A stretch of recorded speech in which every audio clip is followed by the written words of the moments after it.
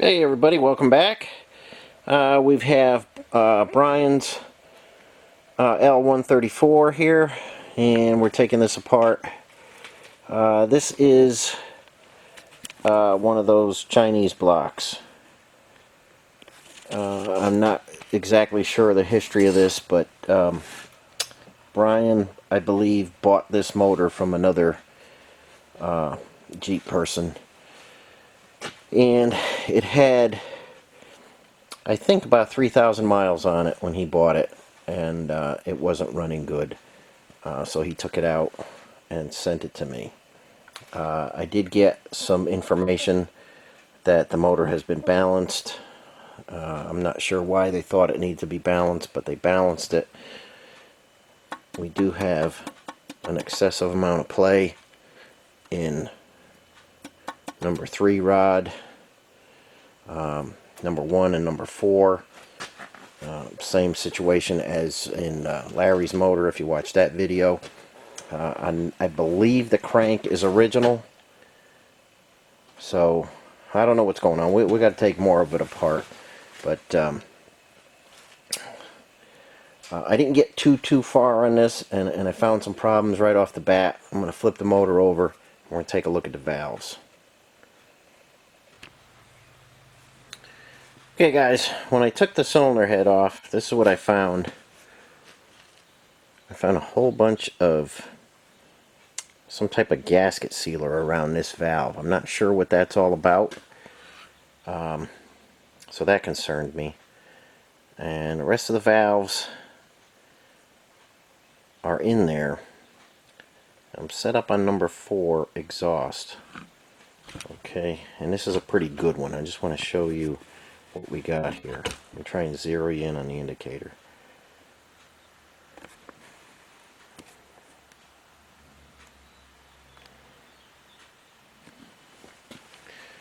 Okay, we're going to move this valve in the guide.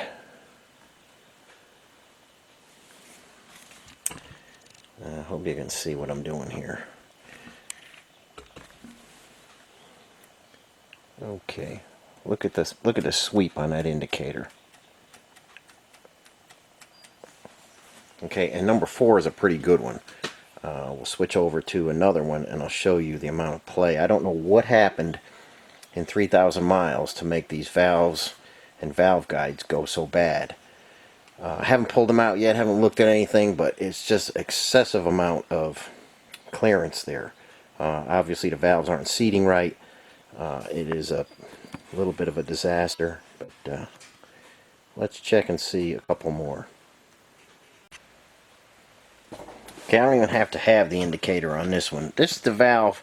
Like I say, a bunch of stuff smeared around there. I'm not sure what's going on with this, but it's even under the valve. There's stuff under the valve too. I don't know what they were trying to do here, but watch this one.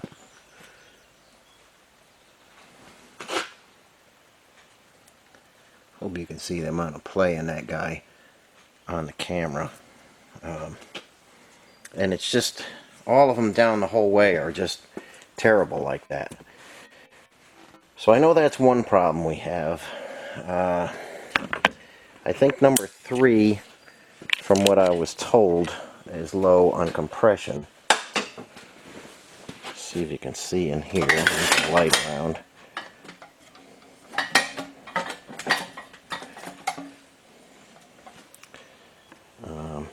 I don't like the finish on the number 1 cylinder, and if you look, the amount of carbon buildup on these pistons for an engine with 3,000 miles is concerning. I mean, I can't imagine. I've had engines with 50,000 miles on them that didn't have this much carbon. So I don't know what their carburation was like, but it's thick. I think you can see how thick that carbon is, and it's like that on all the pistons. I don't know exactly what's going on for carburation. I don't know how their ignition is. I don't know. I mean, we know the rest of the condition. The valves are complete junk. Something went wrong. Whoever built the motor did not take care with that. It's just bad news. The core plugs are all leaking. I don't know if those weren't installed correctly. The studs in the cylinder head, I don't think 2 or 3 of them are the same length. There was a bunch of different length studs. The hardware used was just a mixed match of everything. Looks like somebody grabbed everything they had from the hardware bin, and it's all different. I could see there was not any care taken to put this together correctly, and we'll see what we find out as we dig into it. We're not off to a good start, I can say that, and we'll try and figure out what's what. Number 2, we already have a ridge you can catch with your fingernail. Again, 3,000 miles. Something's going on here. So, as I get into this, I will show you more. But for now, we're into it. We'll diagnose what's what, and I'll show you more on this engine as it happens. So, thanks for watching, and I'll catch you on the next one.